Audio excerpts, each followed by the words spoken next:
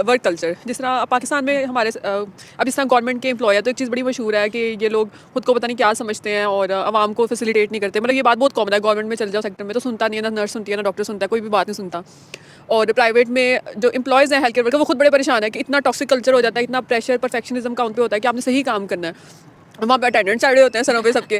तो ये work culture बड़ा डिफरेंट साइड डायनामिक्स है पाकिस्तान में। तो सऊदीया में आपको कैसा एक्सपीरियंस है? आपको क्या लगता है कि बहुत ही टफ स्केड्यूल कर दिया जाता है या थोड़ा रिलैक्स है, या अंदर वेकेशंस होती हैं, मैनेजर्स ध्यान रखते हैं पार्टीज़ का या सेलिब्रेशंस का कि मेंटल हेल्थ मेंटेन रहे वर्कर की, प्रोफेशनल की? तो क्या कहेंगे? अच्छा, इस लिहाज से जो सऊदी है ना वो एक डेवलप्ड कंट्री है। आपको पता है वहाँ पेशेंट की रेशो ही 1:2 है। तो हेल्थ केयर प्रोफेशनल है, इधर कोई डॉक्टर है, कोई नर्स है, कोई फिजियोथेरेपिस्ट है, उनके पास 1:2 कि एक प्रोफेशनल के पास 2 पेशेंट्स होंगे।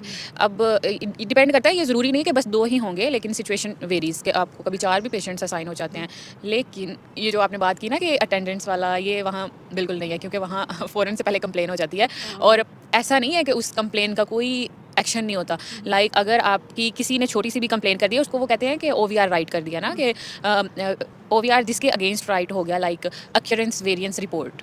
तो आज राइट हुआ है और मेरे ख्याल में कि विदिन 2 आवर्स आपकी वो पेशी लग जाएगी डायरेक्टर के सामने, और फिर आपको उसकी एक्सप्लेनेशन देनी पड़ेगी। वर्कर को क्या, अटेंडेंट को, प्रोफेशनल को या अटेंडेंट को? नहीं, अटेंड आपको पता है वहाँ जो सारा हेल्थ केयर सिस्टम है वो पेशेंट सेंटर्ड है।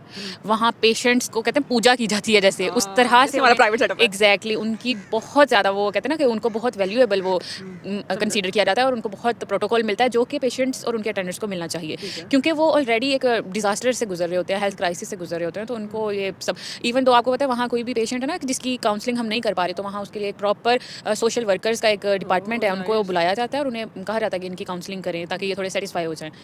अच्छा, अदर देन दैट जो आपने ये बात की कि कौन कंप्लेन करता है, अब जैसे कोई भी अटेंडेंट ने देखा कि मुझे ये चीज़ नहीं पसंद आई, या वो फ़ौरन से पहले जो है ना वो भी बहुत डेवलप्ड है। वो चलो, अगर उन्हें ये नहीं पता ओवीआर कैसे राइट करना है, वो देखेंगे कि यहाँ सुपरवाइज़र कौन है, मुदीर कहते हैं या मुदीरा कहते हैं उसको। तो वो फ़ौरन से पहले उनके, और मुदीरा के पास जाना नहीं पड़ता।